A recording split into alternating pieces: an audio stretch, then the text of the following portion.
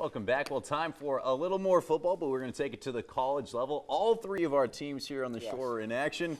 Only one of them got to be winners, unfortunately, and DSU, well, it was not them. Probably wishing they hadn't played this week, as the Hornets made the short trip up north to take on UD, and the Blue Hens were having some fun in this thing. Jalen Randolph gets the handoff at the right side, goes in for the easy score, and after a big return set up the Hornets in good field position, they start the drive, and this is not what you want. First play from their scrimmage, Daniel Epperson gets picked off by Bryson Alain right there, and that would lead to this. Joe Walker is an athlete and a quarterback, and he's not bad. Sneaks in from about a yard out to make this a two-score game.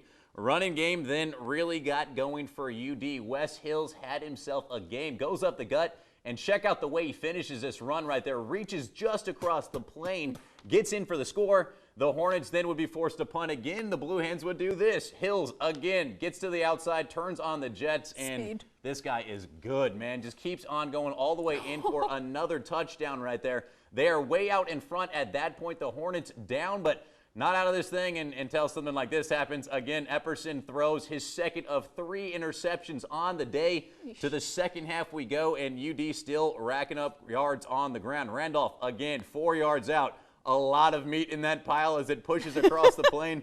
395 yards on the ground for the day. Hornets finally get on the board here after Epperson finds Mason Rutherford right there on the fade route.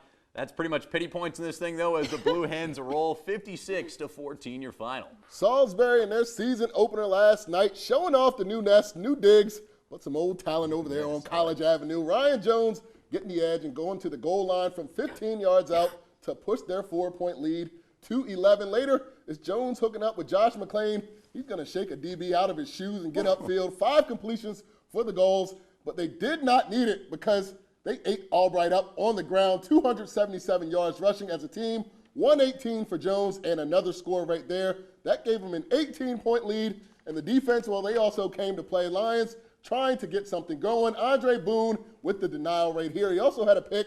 What's a Lion to a goal anyway? Seagulls win 34-18. Excuse me.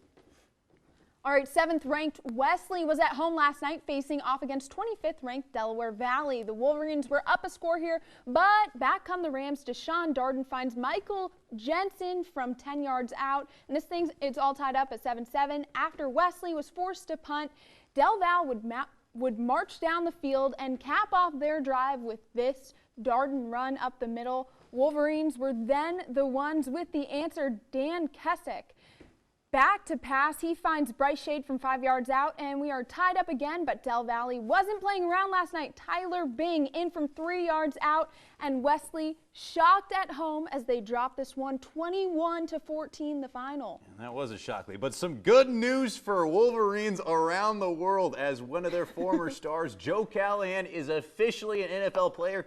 He found out he made the Packers' final 53-man roster today. Now the former Gagliardi recipient was balling out for Green Bay, completing over 61% of his passes in 4 preseason games, threw for 499 yards, 3 touchdowns, and 0 turnovers.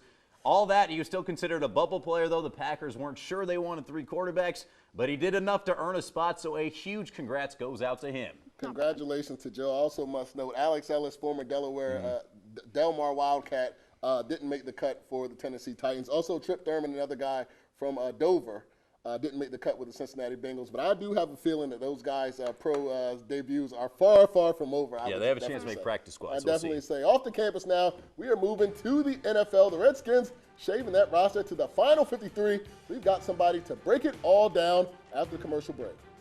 My name is Eric Joseph. I'm a running back for Corner Richardson High School, and you're watching Demo Sports Excellence.